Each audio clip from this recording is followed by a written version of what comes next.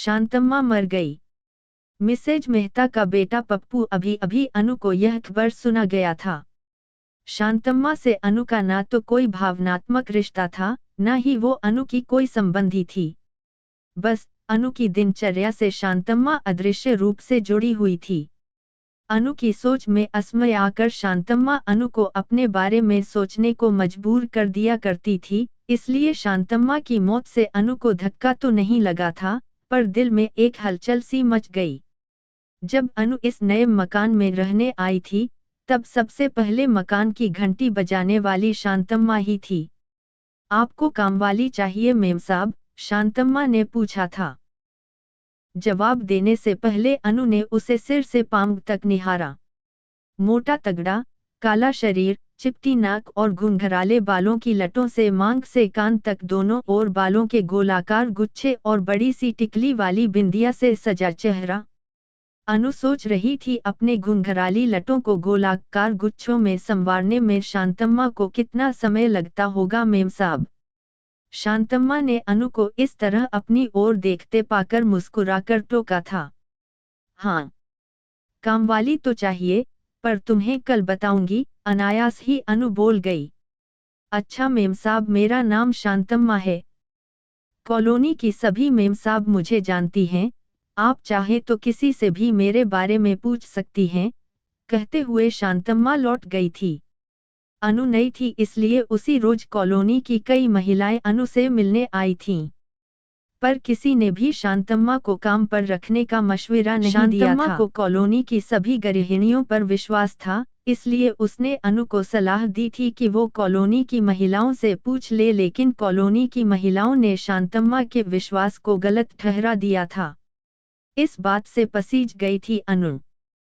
पर अगले ही क्षण मिसेज मेहता ने आत्मीयता से अनु के कानों में बताया, मिसेज चटर्जी तो अपने पति को छोड़कर मायके चली गई थी, इस शांतम्मा की वजह से। अच्छा, पर क्यों? अनु अगले ही क्षण शांतम्मा के प्रति कुछ कठोर सी हो गई थी।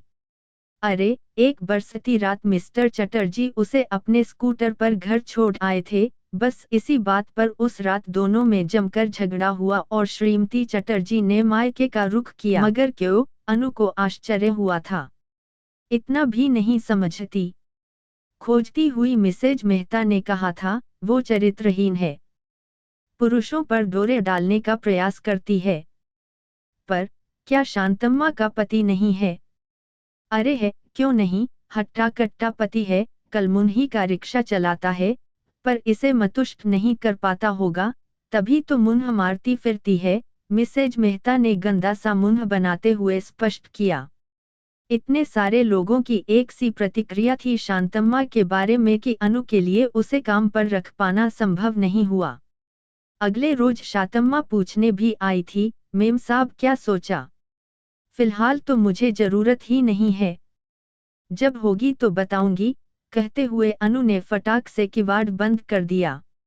अनु को डर था कहीं शांतम्मा पीछे ही न पड़ जाए। ऐसी औरतों से बात तक करने में अनु डरती थी। कुछ दिनों के बाद शांतम्मा फिर आई थी।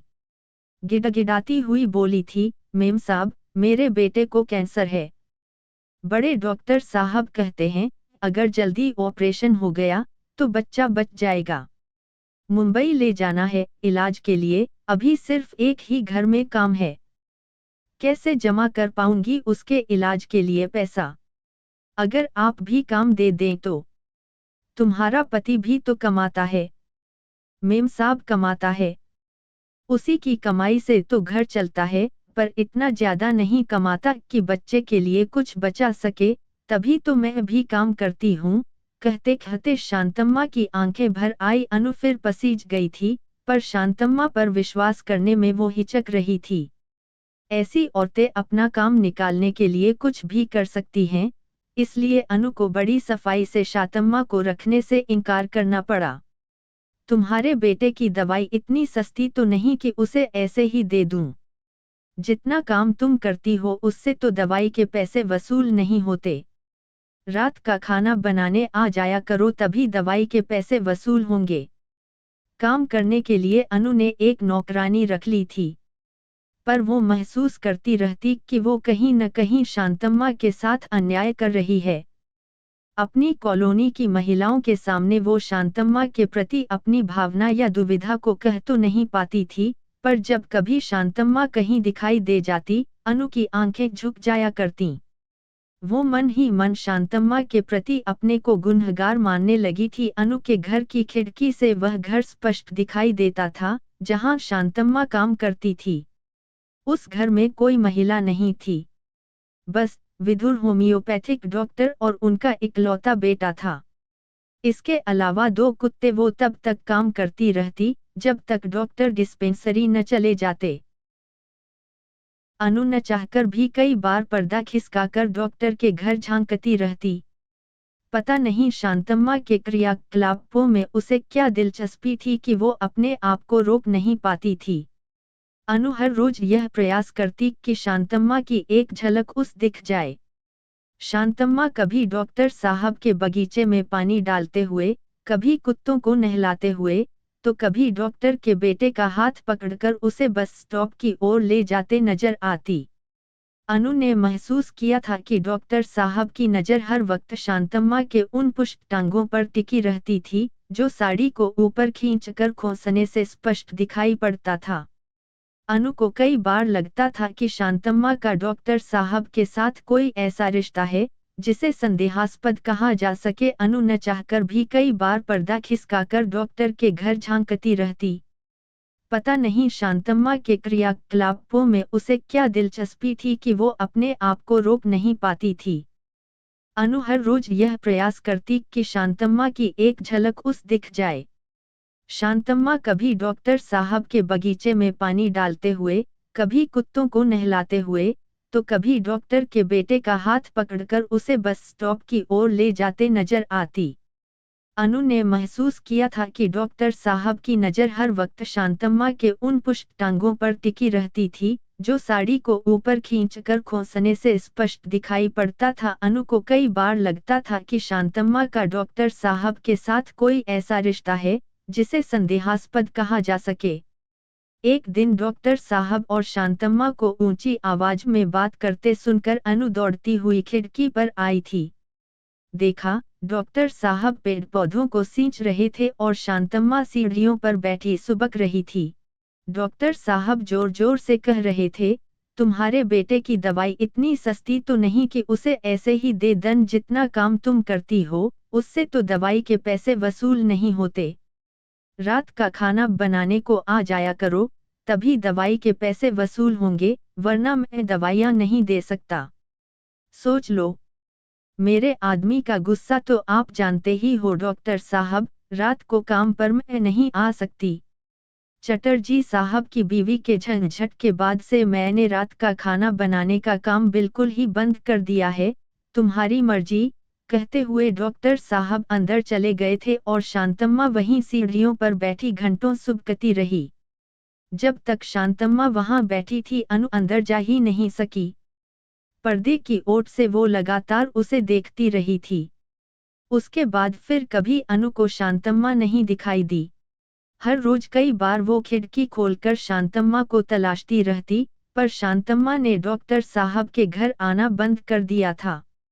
शांतम्मा के न आने से अनु को कहीं किसी कमी का एहसास सा होने लगा था। पर कॉलोनी में शांतम्मा के न रहने से भी उसकी चर्चा निर्बाध रूप से चल रही थी, इसलिए अनु की कमी थोड़ी बहुत उसके विषय में हुई बातचीत से पूरी हो जाती।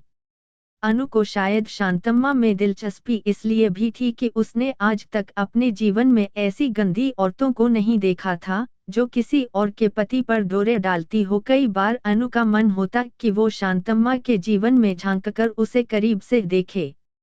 उसे शांतम्मा से खूब बात करने की इच्छा होती, यह पूछने की भी कि वो दूसरे पुरुषों पर डोरे क्यों डालती है। पर शांतम्मा जैसी औरत से संपर्क रखने से लोग उसके बारे में भी चर्चा कर सकते हैं, यही सोचकर शांतम्मा से बात करने में अनु को संकोच होता था। अनु हर रोज यह प्रयास करती कि शांतम्मा की एक झलक उस दिख जाए। शांतम्मा कभी डॉक्टर साहब के बगीचे में पानी डालते हुए, कभी कुत्तों को नहलाते हुए, तो कभी डॉक्टर के बेटे का हाथ पकड़कर उसे बस स्टॉप की ओर ले जाते नजर आती। अनु ने महसूस किया था कि डॉक्टर साहब की नज़र हर वक्त शांतम्मा के उन पुष्ट टांगों पर टिकी रहती थी, जो साड़ी को ऊपर खींचकर खोंसने से स्पष्ट दिखाई पड़ता था। अनु को कई बार लगता था कि शांतम्मा का डॉक्टर साहब के साथ कोई ऐसा रिश्ता है, जिसे संदेहास्पद कहा जा सके। एक दिन डॉक्टर साहब और शांतम्मा को ऊंची आवाज में बात करते सुनकर अनु दौड़ती हुई खिड़की पर आई थी। देखा, डॉक्टर साहब पेड़ पौधों को सींच रहे थे और शांतम्मा सीढ़ियों पर बैठी सुबक रही थी। वैसे अब शांतम्मा से बात करने का सवाल ही नहीं उठता था। वह कॉलोनी में किसी को भी दिखाई नहीं देती थी। शांतम्मा का विषय धीरे धीरे कम होने लगा। अनु भी महसूस करने लगी कि वो अब शांतम्मा के बारे में कम सोचने लगी है। पर अचानक एक रोज अनु के पति ने बताया कि उन्होंने शांतम्मा को बड़े ही गंदे इलाके में देखा है। गंदे इलाके यानी? अनु समझ नहीं पाई थी। अनु, वास्तव में वो एक गंदी औरत ही थी। उसे मैंने एक वेश्या के रूप में देखा है, जहां और जिस परिस्थिति में मैंने उसे देखा है, वह इस बात को सिद्ध करता है। पर तुम वहां गए कैसे? रोज ही गुजरना होता है, उस गंदी बस्ती से हमारे दफ्तर के लिए और कोई रास्ता ही नहीं है, अनु के पति ने मासूसियत से कहा। अनु ने अगले ही दिन सारी कॉलोनी की महिलाओं को इस नई खबर से अवगत करा दिया। सभी के चेहरे पर इस बात की संतुष्टि थी कि वास्तव में शांतम्मा वैसी ही औरत थी जैसे उन लोगों ने सोच रखी थी। कभी कभार अनु को भी लगता था कि कहीं शांतम्मा के बारे में गलत बातें करके वो कोई पाप तो नहीं कर रही, पर अब उसे भी इस भय से मुक्ति मिल गई थी। चलो अच्छा ही हुआ जो वो सही जगह पहुंच गई, वरना इस कॉलोनी को ही गंदा कर देती, मिसेज मेहता ने कहा। हाँ, छुट्टी मिली उस वेश्या से, मिसेज चटर्जी धीरे से बुदबुदाई थी। शांतम्मा का चरित्र सत्यापन होने के बाद कुछ दिनों तक तो उसका विषय जोर शोर से इनके बातचीत का विषय बना रहा, पर धीरे धीरे कम हो गया। पर आज अचानक शांतम्मा के न रहने की खबर ने अनु को विचलित सा कर दिया।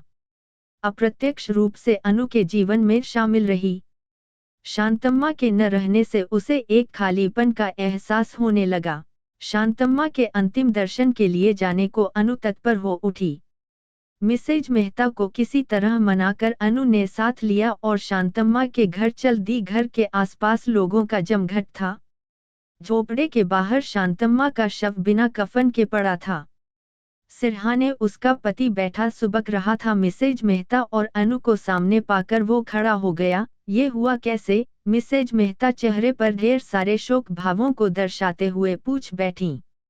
मेम साहब, इसके बुरे काम के कारण मैं तो अलग रहने लगा था। 2 महीने पहले यह मुझे बताने आई थी कि उसने मुन्ने के ऑपरेशन के लिए पैसों का इंतजाम कर लिया है और उसका दाखिला भी मुंबई के अस्पताल में करा दिया है। आज सवेरे डॉक्टर साहब का तार आया था कि उन्होंने मुन्ने का ऑपरेशन कर दिया है और मुन्ना ठीक हो जाएगा। बस इसी खुशी को सहन नहीं कर पाई, छाती में जोरों का दर्द उठा। लोग इसे अस्पताल ले जा रहे थे, पर रास्ते में ही इसने दम तोड़ दिया।